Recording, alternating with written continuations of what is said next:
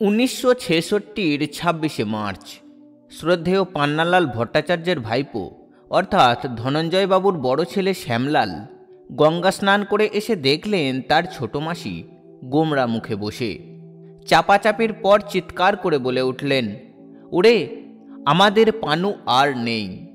ঘুমাচ্ছিলেন ধনঞ্জয়বাবু। তাকে ঘুম থেকে তুলে দেওয়া হলো দুঃসংবাদ, আমাদের সর্বনাশ হয়ে গেছে, পানু আর নেই। সে গলায় দড়ি দিয়ে আত্মহত্যা করেছে। একথা শুনে কাঁপতে লাগলেন ধনঞ্জয় ভট্টাচার্য। সারা পৃথিবী তার কাছে নিমেষে যেন শূন্য হয়ে গেল।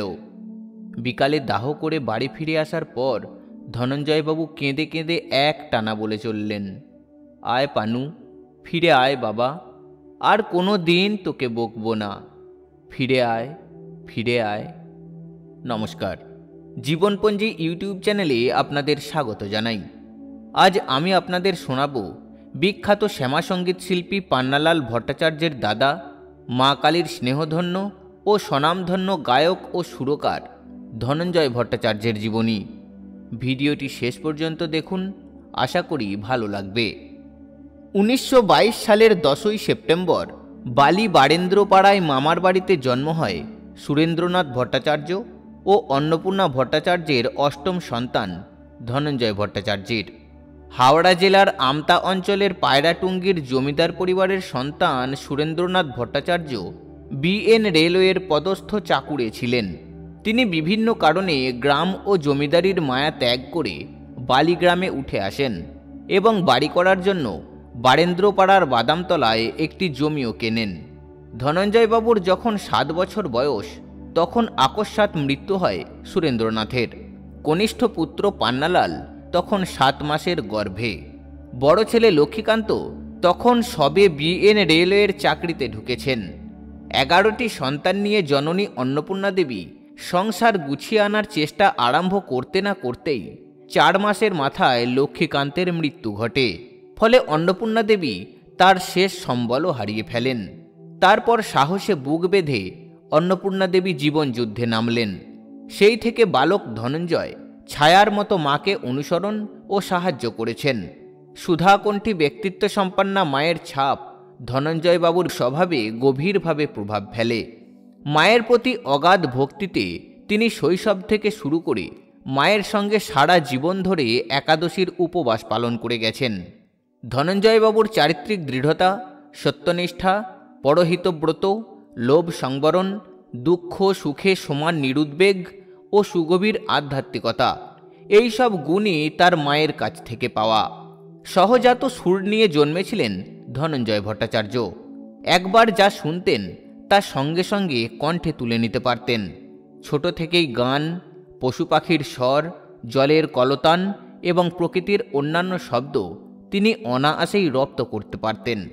লেখাপড়াতেও ছিলেন অসম্ভব মেধাবী। স্কুলের সব ক্লাসে প্রথম বা দ্বিতীয় হতেন। একবার বালির রিভার্স টমসন স্কুলে পড়ার সময় স্কুলের শিক্ষকদের আনুকূল্যে বেতন মুকুব হয় ধনঞ্জয়বাবুর।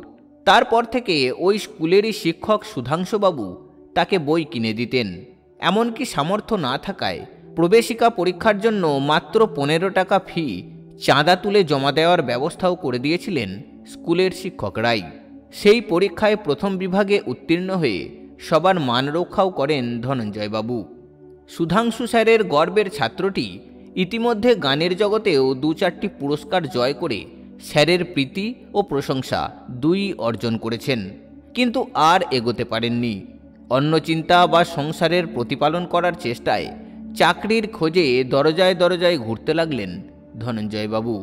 টাইপ শিখতে রেমিংটনে ভর্তিও হয়েছিলেন, কিন্তু কিছুই হয়নি। ভাগ্যিস হয়নি, না হলে হয়তো আমরা শিল্পী ধনঞ্জয় ভট্টাচার্যকে পেতাম না। বাড়িতে গানের পরিবেশ আগে থেকেই ছিল। মা অন্নপূর্ণা দেবী ছিলেন সুধাকণ্ঠী, আর বাবা সুরেন্দ্রনাথও ভালো গাইতেন ও এসরাজ বাজাতেন। এসরাজ বাজাতেন দাদা লক্ষ্মীকান্ত। বাবা দাদার বাজানো এসরাজের সুরমূর্ছনা তন্ময় হয়ে শুনতেন বালক ধনঞ্জয়। সুর তরঙ্গে ভাসতে ভাসতে ভুলে যেতেন স্নানাহার, খেলাধুলা, এমনকি লেখাপড়াও।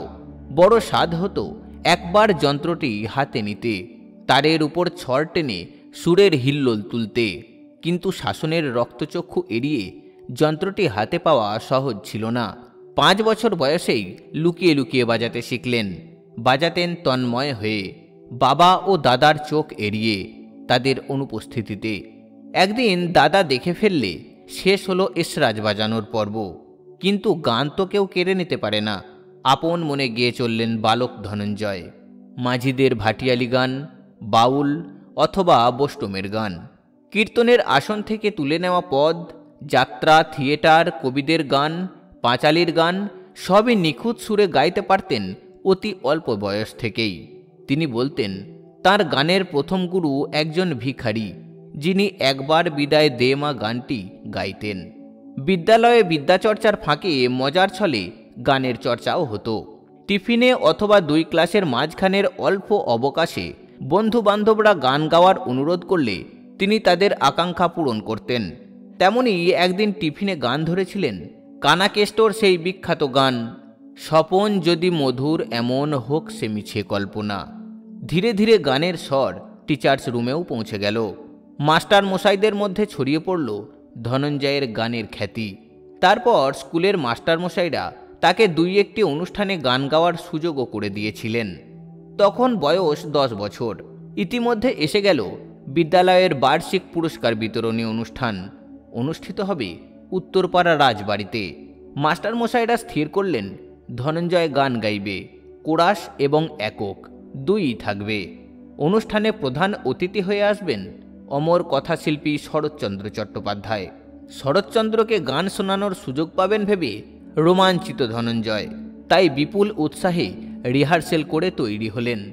গাইলেন পাগলা মনটারে তুই বাঁধ, আর ভাইয়ের দোরে ভাই কেঁদে যায়।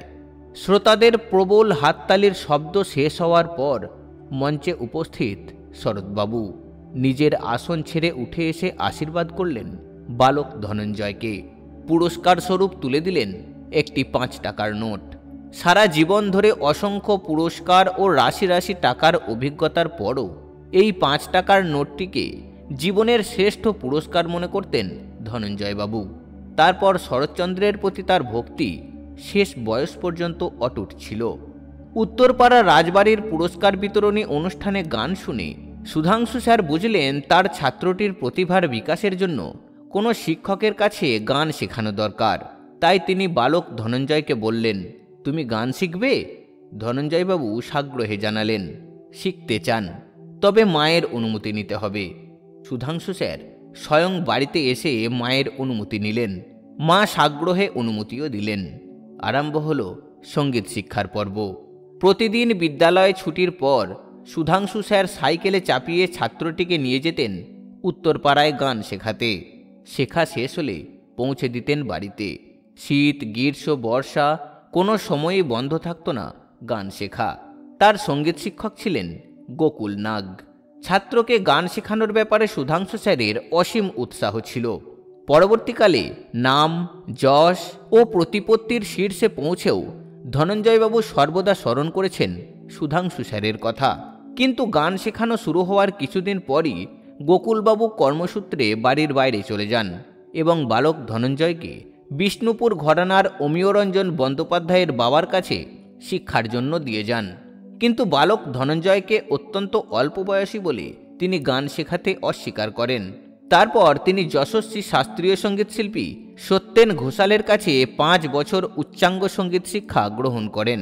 কিন্তু মূলত দারিদ্র্যের কারণেই তাঁর জীবনের সংকল্প শাস্ত্রীয় সঙ্গীতের সাধনা বাস্তবে পরিণত হল না। দারিদ্র্যের সঙ্গে লড়াই করতে করতেই তরুণ ধনঞ্জয় একদিন অডিশন দিতে হাজির হলেন হিন্দুস্তান রেকর্ড কোম্পানিতে। অডিশনের দায়িত্বে থাকা কুন্দনলাল সাইগালের পছন্দ হল না ধনঞ্জয় বাবুর গান। বহু চেষ্টার পর জীবনসঙ্গিনী ছবিতে গাইবার সুযোগ পেলেন। সেখানে তার সহশিল্পী ছিলেন শচীন দেববর্মন, যাকে নিজের আদর্শ বলে মানতেন ধনঞ্জয়বাবু। রেকর্ডিং করার সময় শচীন কর্তা তাকে বললেন, বাংলা গান গাইতাস ও দরদ নাই কেন? বাংলা গান গাইবার কায়দাই শিখো নাই।